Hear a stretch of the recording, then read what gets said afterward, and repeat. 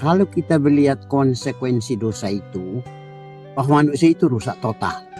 Nah, perlu dibedakan antara rusak total dan rusak mutlak. Ini dalam bahasa teologi. Rusak total tetapi tidak rusak mutlak. Rusak total itu artinya tidak ada sesuatu apapun yang membekas di sana. Kalau kita membaca Kejadian pasal 3 itu, Kejadian pasal 3, kalau kita membaca di sana bahwa ketika mereka makan buah pohon itu, ya kemudian terbukalah mata mereka di ayat 7, terbukalah mata mereka berdua dan mereka tahu bahwa mereka telanjang. Lalu mereka menyemat daun pohon ara dan membuat cawat. Mata mereka terbuka bahwa mereka keduanya tahu bahwa mereka telanjang. Kata telanjang di sana bahwa tidak ada sesuatu yang membekas. Jadi berubah total, terjadi perubahan total. Nah, itu sebabnya secara teologis bahwa dosa itu mengakibatkan manusia itu rusak total. Gak ada satu pun yang baik. Tapi dalam gereja Katolik, dalam ajaran Thomas Aquinas, bahwa manusia itu masih punya ada bagian yang baik. Namun dalam teologi Protestan yang berpijak pada Alkitab, bahwa manusia memang rusak total. Rusak total di sini menyangkut sikap terhadap kebenaran atau sikap terhadap Allah. Jadi saya ambil contohnya begini. Kita tentu tahu di kota-kota kita kan ada jalan satu arah. Rusak total itu seperti melawan arah. Kalau dikatakan manusia itu rusak total karena rusak, berarti hidupnya bertentangan dengan kebenaran, lawan arah kebenaran. Jadi ini yang terlihat bahwa manusia umumnya cenderung melawan hal-hal yang sebenarnya dilarang Allah. Atau dengan kata lain cenderung ingin tahu yang dilarang Allah itu seperti apa. Nah, karena itu maka kalau kita lihat ke pasal 3 itu ayat 22 sampai 24 itu di Kejadian pasal 3 itu ayat 22 sampai dengan ayat yang ke-24. Ayat 22, berfirmanlah Tuhan Allah, sesungguhnya manusia itu telah menjadi seperti salah satu dari kita, tahu tentang yang baik dan yang jahat. Allah maunya manusia itu hanya tahu yang baik. Maka Allah mengeluarkan peraturan, jangan kau makan buah pohon pengetahuan tentang yang baik dan jahat. Jadi sebenarnya latar belakang larangan itu adalah Allah ingin agar manusia hanya tahu yang baik. Nah, tetapi kemudian yang terjadi adalah bahwa manusia makan buah pohon yang dilarang Allah. Akibatnya manusia bukan hanya tahu yang baik dan jahat, tapi lebih banyak ingin tahu yang jahat dan lebih banyak melakukan yang jahat daripada yang baik. Itu sebabnya manusia nggak bisa ditolong kecuali Allah yang bisa menolongnya. Manusia nggak bisa menolong dirinya karena kerusakan total itu. Tidak ada satu titik pun. Kalau kita perhatikan di sana di ayat yang ke-22b, maka sekarang jangan sampai ia mengulurkan tangannya dan mengambil pula dari buah pohon kehidupan itu dan memakannya sehingga ia hidup untuk selama-lamanya.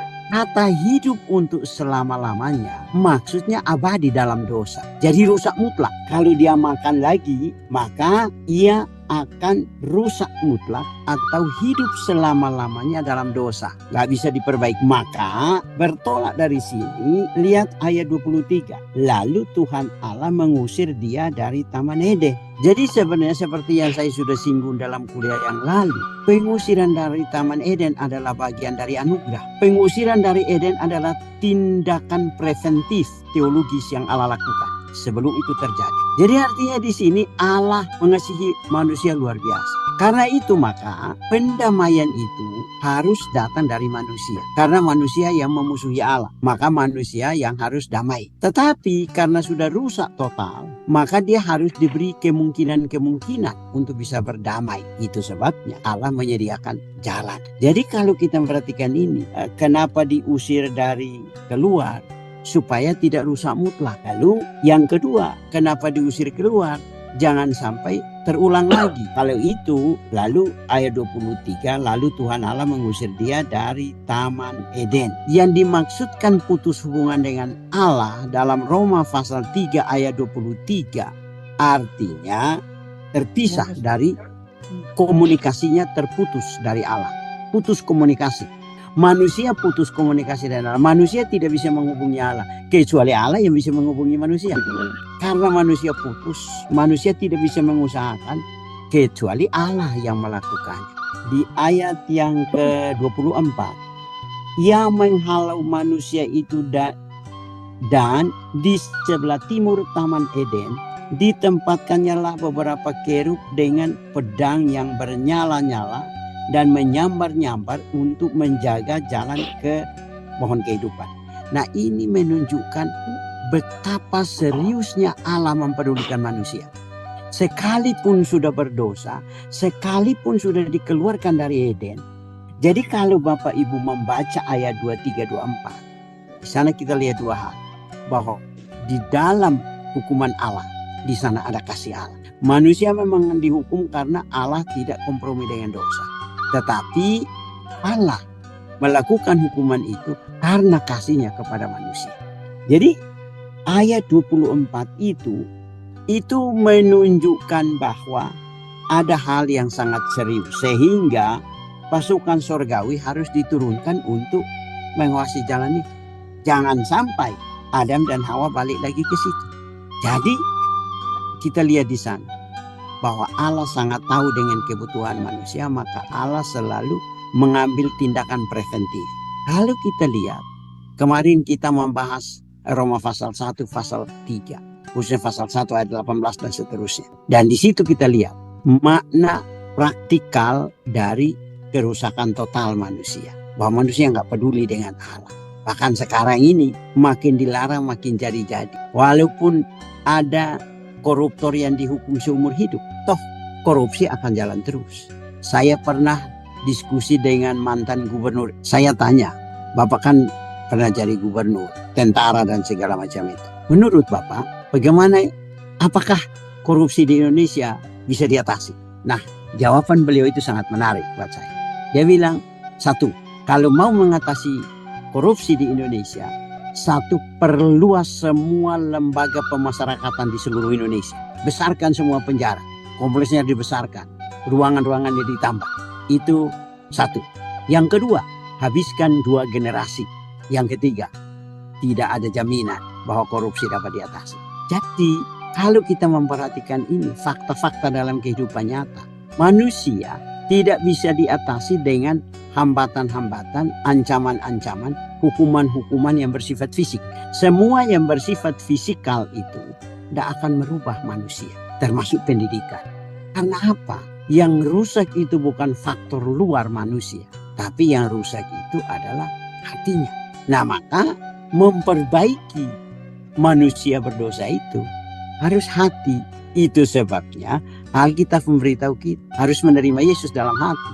Karena hati itu yang harus diperbaiki karena kerusakannya ada di hati. Sementara pendidikan dunia ini berusaha untuk memperbaiki faktor-faktor luarnya, aspek-aspek luarnya. Aspek-aspek luar itu sebenarnya itu faktor kedua. Yang harus diperbaiki adalah internalitas manusia. Jadi itu yang harus diperbaiki. Yesus bilang di Markus pasal 7, bukan yang masuk yang menajiskan, tapi yang keluar dari hati yang menajiskan. Mari kita lihat itu, saya kira Markus pasal 7 ya Bapak Ibu. Jadi ini solusi yang diberikan oleh Yesus, petunjuk yang diberikan oleh Yesus di sini. Perbaikannya harus dari dalam, bukan perbaikannya di luar. Hati yang harus diurus. Kalau hatinya baik, akan berdampak bagi etikanya, bagi faktor luarnya. Kalau sejujurnya bahwa pendidikan itu baik, tapi pendidikan tidak bisa menyelesaikan dosa. Mungkin pendidikan pada satu sisi membuat orang pintar menyembunyikan dosa dan pintar berbuat dosa. Jadi mari kita menyadari bahwa konsekuensi dari dosa, ya manusia rusak total dalam pengertian hati itulah totalitas seseorang. Maka kalau hati rusak, semua pasti rusak. Sentralitasnya rusak, semua rusak. Seperti Yesus katakan itu, bahwa bukan yang di luar itu, bukan B2-nya yang menajiskan, bukan B1-nya yang menajiskan. Mau sampai B berapapun tidak ada masalah, karena bukan yang dari luar, tapi yang dari dalam. Nah, jadi kalau kita memperhatikan ini, cara-cara dunia mengatasi masalah kejahatan 100% berorientasi pada aspek luarnya. Sekarang kan kalau tidak salah ada rancangan undang-undang pemiskinan supaya tidak pamer harta dan sebagainya. Tapi sekali lagi Bapak Ibu sekalian, bahwa yang harus kita perbaiki adalah internalitas manusia, adalah hati manusia yang harus kita perbaiki. Nah, itu sebabnya pentingnya perkaparan Injil itu, pentingnya penginjilan itu. Apapun, pendidikan setinggi apapun, lulus dengan makna cum laude sekalipun, tetap aja manusia tidak bisa ditolong dari sudut keberdosaannya. Jadi secara teologis, kenapa Allah yang memulai? Karena manusia mustahil untuk memperbaiki dirinya. Mustahil manusia untuk memperbaiki dirinya. Kalau kita membaca Kejadian pasal 6 sampai dengan pasal 11, kita akan bertemu dengan berbagai, ya mungkin bukan hanya pasal namanya, dari sejak pasal 3, pasal 4, kita mulai di sana pasal 4 ada ada pembunuhan bersaudara, kakak beradik, ada poligami lama, dan sampai kepada pendirian Menara Babel. Semuanya ini manusia menempuhnya untuk menutupi segala macam keberadaan. Nah, tapi ya sekali lagi bahwa manusia tidak bisa mengurus dirinya sendiri, tidak bisa menolong dirinya sendiri. Kalau kita membaca Kisah 28 ayat 7, saya loncat ke Kisah 28 ayat 27. Saya baca, sebab hati bangsa ini telah menebal dan telinganya berat mendengar dan matanya melekat tertutup, supaya jangan mereka melihat dengan matanya dan mendengar dengan telinganya dan mengerti dengan hatinya, lalu berbalik sehingga aku menyembuhkan mereka. Jadi sebab hati menebal, utamanya masalah hati. Filsafat tidak bisa mengurus hati, tidak bisa memperbaiki hati. Keagamaan tidak bisa mengurus hati dengan menyambut dia dalam hati. Jadi mengatasi konsekuensi dari dosa itu pekerjaan dari hati ke hati. Untuk mengurus dunia, pekerjaan dari hati ke hati. Keselamatan disediakan oleh Allah di hati Allah, diberikan kepada dunia melalui hati gereja untuk disampaikan ke hati dunia. Tetapi orang-orang liberal sekarang mengatakan, Allah langsung urus dunia lah, tidak lewat gereja lagi. Jadi ini juga masalah yang sangat menyedihkan, bahwa gereja menolak untuk mengurus dunia, diserahkan kepada Allah. Juga ini terbalik dunianya. Jadi sekali lagi bahwa dosa itu sesungguhnya merusak manusia secara total, dalam arti hati manusia itu rusak di sana. Dalam Roma pasal 5 ayat 12. Sebab itu sama seperti dosa telah masuk ke dalam dunia oleh satu orang, dan oleh dosa itu juga maut. Demikianlah maut itu telah menjalar kepada semua orang, karena semua orang telah berbuat dosa. Dosa itu menjalar, menular kepada semua orang. Karena itu, di sini kita lihat betapa pentingnya amanat agung itu.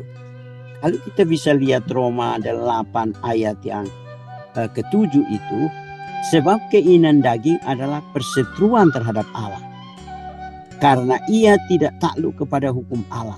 Hal ini memang tidak mungkin baginya. Jadi tidak mungkin untuk manusia takluk pada Allah, karena dosa setelah merusak relasi itu, merusak sentralitasnya. Jadi kalau kita membaca semua ini, bagian-bagian ini menjelaskan betapa rusaknya manusia itu. Rusak total. Karena dia rusak total, pendidikan tidak bisa, penjara tidak bisa, hukuman mati nggak bisa. Dari dulu orang tahu hukuman mati, tapi kenapa orang terus berbuat? Itu yang dimaksud dengan rusak total. Tidak ada setitik pun kebenaran dalam hidup manusia. Nah, karena rusaknya sentralitasnya pada hati, hatilah yang harus menjadi fokus utama kita dalam upaya untuk mengatasi dosa ini.